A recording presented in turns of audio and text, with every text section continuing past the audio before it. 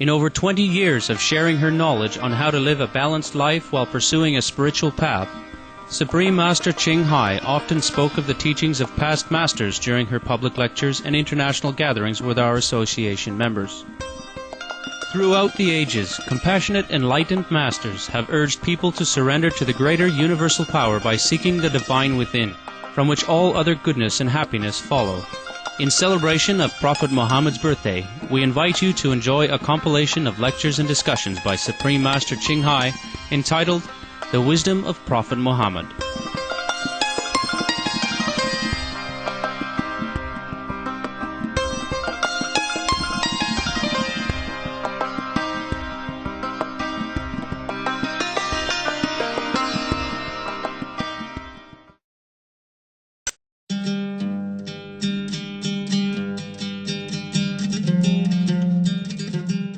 You see, Prophet Mohammed always tell people to eat vegetarian. We can find the evidence everywhere in the Quran. He even tell his cousin not to eat it.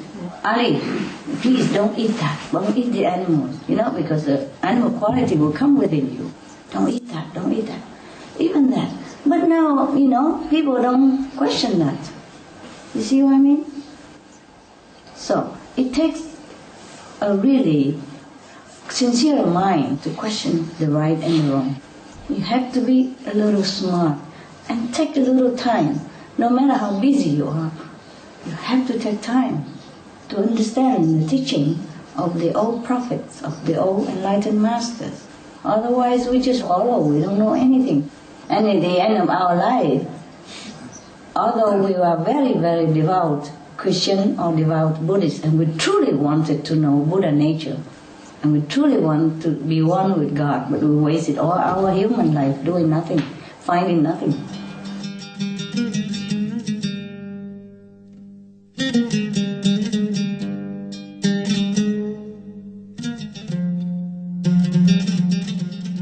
This story is about a holy man who deals with his desire, and who deals with temptation. It goes like this. A holy man, one day, walking through the shop, in a shopping center, maybe supermarket, and he saw a grocery in which they sell beautiful, fresh mangoes. Wow. His mind urged him to buy some and to enjoy it. Yeah, of course, like everybody else. So the holy man was trying to tell him that, no, you don't need mangoes. You don't have enough money to buy it to start with, and you don't need it. And you are a holy man, you just eat whatever you have, and you don't desire anything else. But would the mind listen? The mind doesn't listen. Never mind. The holy man went back to his cave, continued to meditate. But all night long, all he meditated was the fresh, luscious mangoes. You know everything. How come?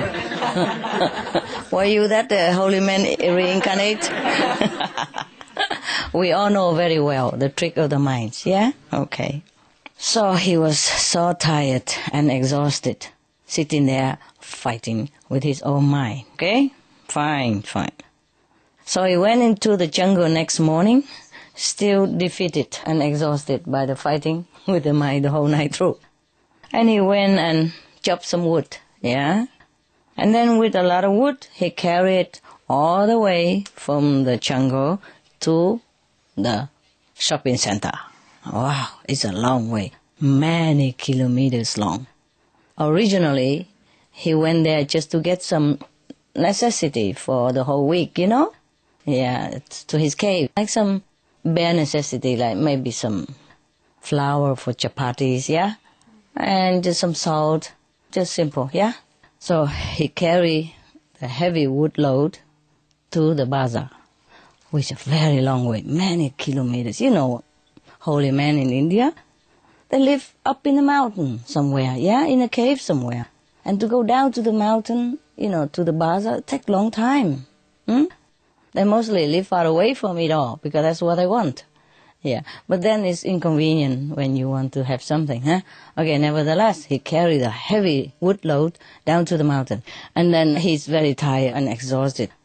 But he doesn't give himself rest. He keeps telling himself, you want the mangoes, you work for it. Now you carry the wood and you don't complain. And the mountain road, very difficult, but he made himself do it. Okay, there you are. He came down to the mountain. At last, he sold the wood, exchanged it for money, and bought some mangoes. And then he went back to his cave in the forest. And he put it on the stone in front of his cave and he said, okay, you just look at it, okay? Because I know you very well. He talked to himself. He said his mind. He said, today you want me to buy you mangoes. Tomorrow you will want something else, a melon. And the next day, who knows, you might want to buy a house. And then you will want me to have a wife to take care of the house. And then that's it, finish of my story, end of my life. I know what you want. That's what you want, hey? I'm showing you. That's not going to happen. Okay. Because come the wife and then the children, Yeah, and then the birthday, and then the death day, and then the marriage of the children, and then the grandchildren, and the marriage of the grandchildren, and forever. Never done. Never done. I will be then your slave. At the end of all this. So he just telling that. And then just when he was talking to his mind like that, a person was passing by his cave. So he called him, hey, buddy, take the mangoes. It's yours. So, of course, the traveler was, hot and thirsty. Oh, really? Are you sure, sir? Oh, yes. Oh, I'd be happy to take them all. He took them all. Yeah, even eating some of them in front of the holy man. Wow, poor holy man must be mouth-watering. Ah, poor guy. He worked so hard. He should have deserved it. At least he go and cut wood, no? But he doesn't want to do it again, huh? Suppose next day he want apple, huh? And then he have to go cut wood again, huh? And then just by the habit of following the desire of the mind, who knows where it leads him. There's another story about the prophet and the devotees. Okay. One time, when Prophet Mohamed was talking with a group of disciples, he asked every of them in turn what they possessed. What is their possession? What do they have? Yeah. So, one of the disciples, by name Hazrat Umar, replied to the Prophet, oh, Prophet, I have a wife and many children, camels, and so on and so forth. It took him a long time to list all of his possessions. Maybe camels and then coconut tree and palm trees and date trees and what else, house, hotel, room for rent, whatever, take a long time, okay. All of the others made similar replies until the turn of one disciple by name Hazrat Ali. He said to his master, oh master, oh sir, he spoke out, he declared his love for the Prophet. He said, my only possessions are God and you. Except for these two, I have nothing worth of mentioning. So the Prophet Mohammed was explaining his teachings through the answers of this disciple. He was well pleased, I guess, saying that worldly possessions count for very little. We have them for a short time only. They do not go with us to the world beyond. Attachment to them leads only to pain and suffering as we are born again and again to satisfy ourselves because of the desire for these, which has not been fulfilled during our lifetime. Because we have more, then we're more attached to them. And they give us comfort and, pleasure and stuff.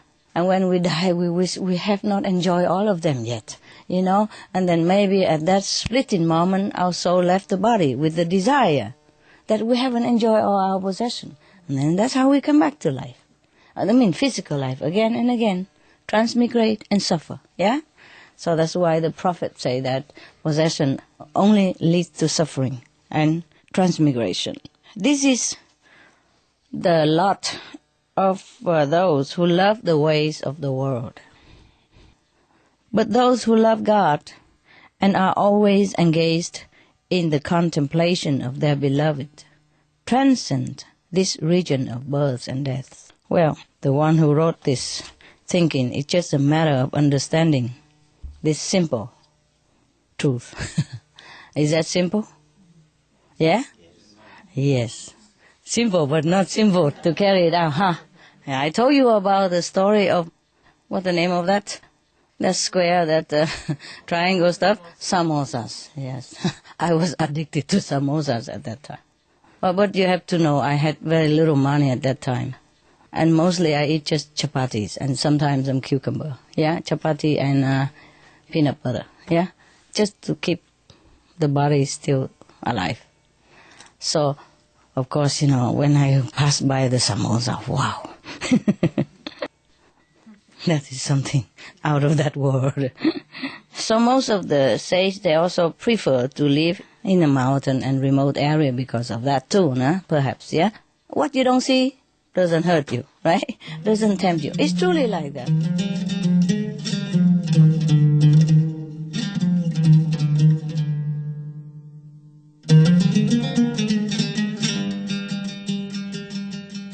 You won't get nothing being selfish.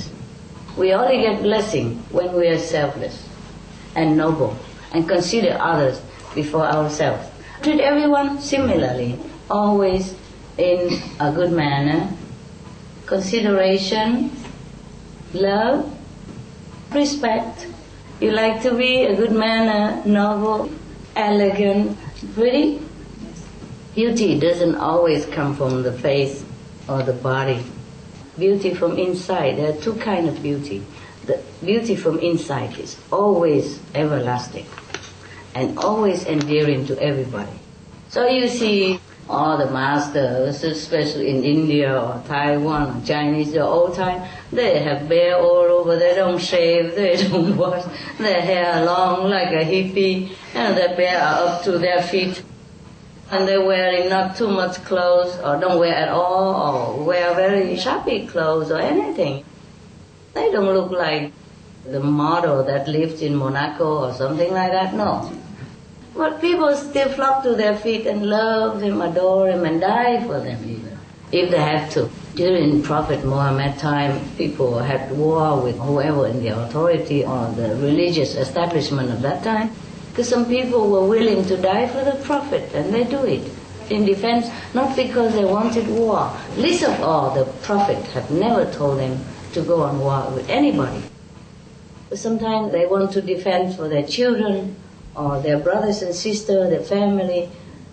When other people like religious zealots or authority figures go and harass them or try to kill them, then they try their best to defend. And in the defense, maybe both sides get hurt, or one side get hurt, or they will die. Not that the Prophet expects them to die for him, or not that he has ever ordered anybody to go out and fight in the war. Just things happen naturally. So what I mean is, we have to be beautiful, inside out. I want you to be beautiful, everywhere and anytime. So everywhere you go, people will have respect for you. And then whatever you say will have effect. People will listen. If you're acting like anybody else, no matter what kind of good teaching you tell, I don't think people even want to listen.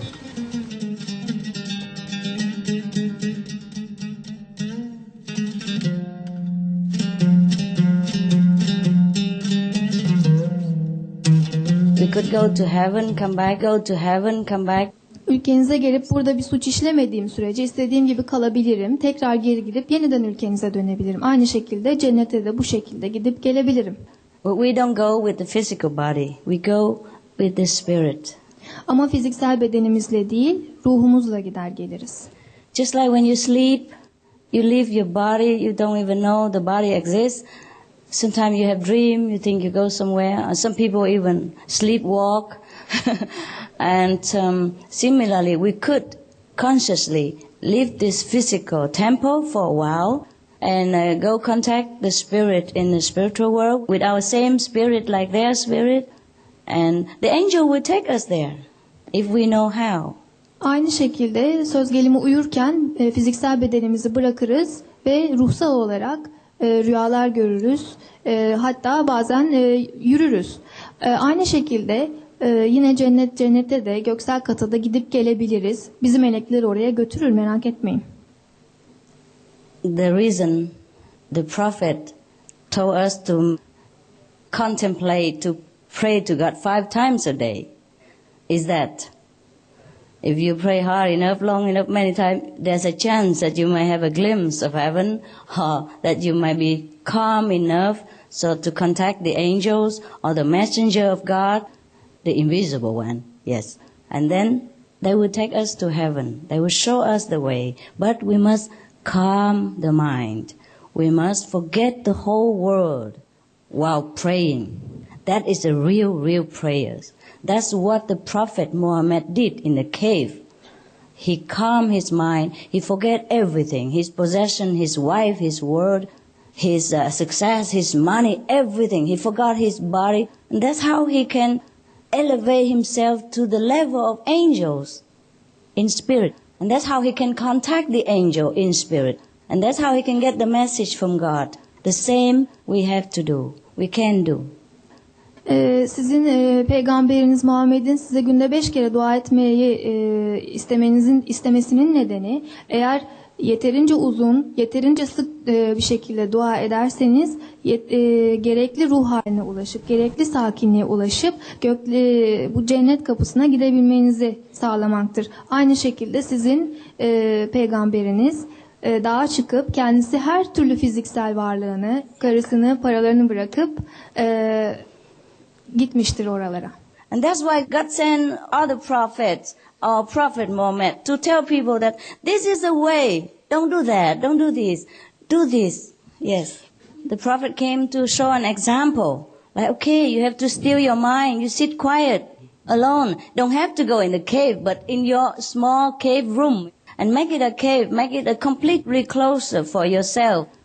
And then you pray, truly God will hear and you will hear God. God always hears, just we don't hear. So now it's our problem to still our mind, to discard all the nonsensical thinking all the time in the mind so that we can hear the voice of the messenger of God, like the prophet did. He came to do that. He's a prophet. He didn't have to do that, but he did that to make an example that to contact God, we have to still the mind. Peygamber size bu yüzden örnek olması için gönderilmiştir. Kendisi bir peygamberdi. Bunu yapması gerekmiyordu. Ama size örnek olsun diye yaptı. Siz de onun gibi bir mağaraya gitmeniz gerekmiyor. Odanıza gidip zihninizi dinlendirin ve ona ulaşmaya çalışın. Emin olun o sizi duyuyordur. Duymayan sizsiniz. That's why in the Quran it is said that all religions belong to God anyhow. Yes. The first page. Şunu da söyleyeyim ki bütün dinlerde şunu söyler. Bütün dinlerin aynı Tanrı'dan geldiğini. Because why? Because when people pray sincerely to God, doesn't matter in which name, He knows that is pray to Him because He's God. He doesn't discriminate. Why don't you call my name Mr. So and so? Oh, you have to call my name this. No, He's God. He's a Father. Yes. Tanrı size ona verdiğiniz değişik isimlere aldırmaz. O sizin kendisine seslendiğinizi bilir ve şöyle demez, ayrımcılık yapmaz. Bana bu isimle seslenin, bana böyle isimle seslenirseniz size ulaşmam demez. O babamızdır. If you call Him Almighty, it's good. If you call Him Allah, He's happy. Because Allah means also Almighty in English. Ona isterseniz Allah deyin, isterseniz Kadir mutlak değil, istediğinizi deyin. And Buddha means enlighten. It means God in English. Just we did not translate and we make so much trouble. Bu da İngilizce'de aslında aydınlanmış, yani yaratıcı anlamına gelmektedir. Bu çeviriyi yapmadığımız için karışıklık olmaktadır. Christ means the power of God. Same thing. Yes. Mesih de yaratıcının bir elçisidir. Right, I guess we should have only one language. Sanıyorum hepimizin tek dili olsa daha iyi olurdu.